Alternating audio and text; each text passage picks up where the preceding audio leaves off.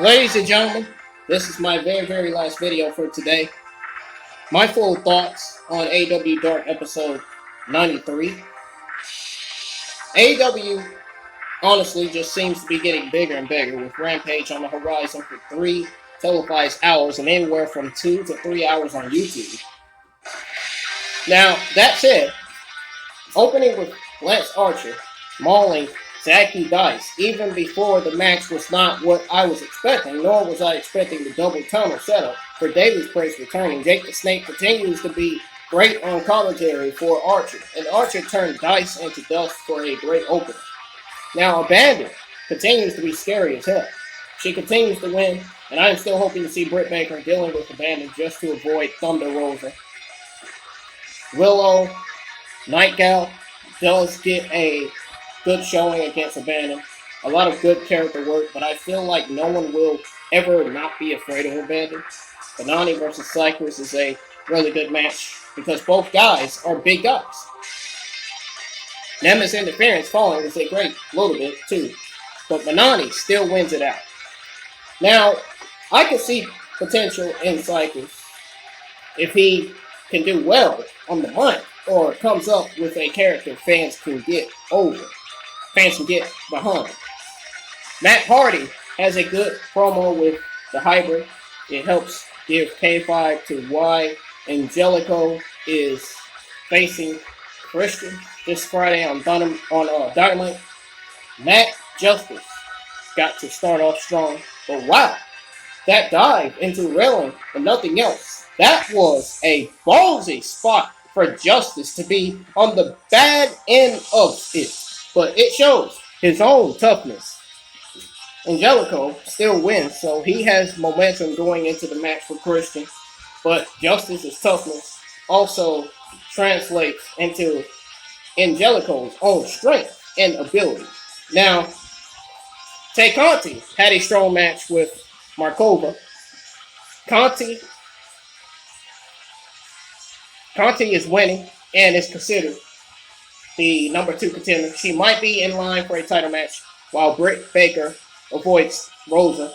The Daly brothers, aka the Amazing Graysons, got roughed up by Chaos Project, but still got to have a good showing in their debut loss. Now, I'm a little surprised AEW insisted they change their names, though I get that the Graysons themselves are referencing DOC Comics and Dick Grayson, aka the original Robin. But come on, it's not like the brothers are cosplaying Robin in the ring.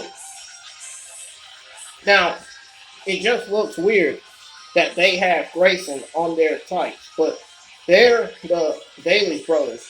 And wouldn't it be weirder that they're the Daly brothers wrestling at Daly's Place? Just a question. Just saying. Joey Janela had another good promo, even though he went and Mimi, Big Mommy, Micers back into things. I also appreciate that Janela and Kiss are still somehow sticking together to further imply this is going to implode at some point. Kiss not having Janela ringside, despite the promo, was also a part of that. Kiss versus Solo was really good, showing Kiss toughness, but giving Kiss had no backup, and Solo did. Naturally, Solo wins, and of course, the Factory beats Kiss up. Again, I feel like this was another missed opportunity where QT Marshall has his match right after Solo since he was there. Brensa could have made the save to call QT out, but they had their match, which was very good, by the way. And then the Factory is done for the night. Now, Stunt has a good match with debuting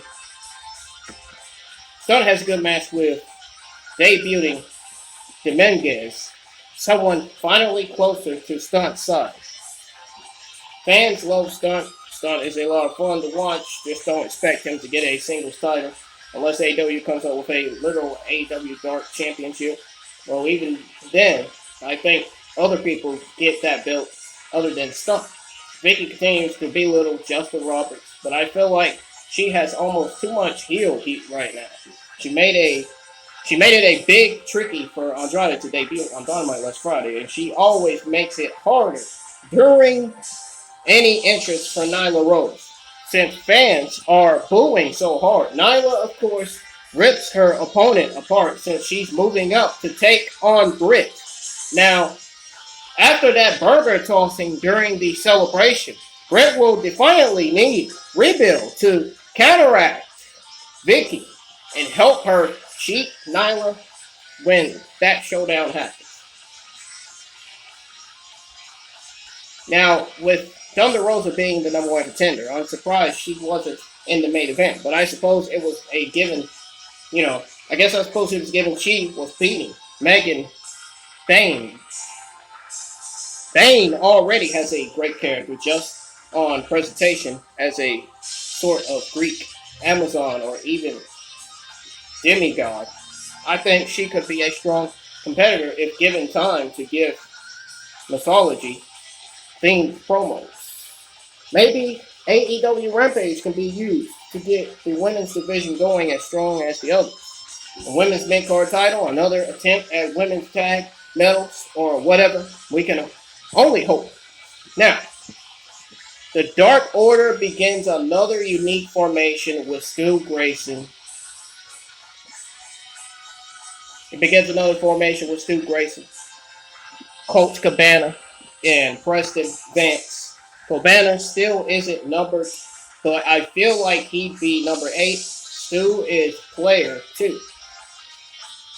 2 plus 8 is 10. They, of course, get a win because Vance is going to team with Heyman to take on Team Taz. And because they were facing a random assortment of dark jobbers, why did it take me until today why did it take some people to put articles together to realize that the Sea Stars are called that because it's the sisters? Just said with elaboration and almost an essence. The Sea Stars have a good match with Swole and Colin King. But Swole, Colin King, and Velvet are a strong trio. So of course, they're all striving strong this week. Dante Martin has a good promo to hype the match. And how great for him to be in the main event with a veteran like Martin and Sydal. With an actual main event length of time. Okay, 15 minutes isn't a lot of time. But for no commercials and as strong and as fast as these two can go, that's a lot of time. The match itself was awesome, with both guys showing off truly negative moves. Dante keeping up with Sydal at just 19, going on 20 is incredible, impressive. It was a touch disappointing that Dante didn't win, but no shame in it, given the showing he got. Here's hoping that when Darius is 100% again, we get Sydal Brothers versus Top Flight for an even wilder match to build on this one. So folks, that's going to do it for this video. If you enjoyed hearing my thoughts on AEW Dark episode 93, hit that thumbs up. If you didn't, hit that thumbs down. Folks, I will see you in the live chat for Dragon Ball Z-Verse 2 live on YouTube. See you then, folks.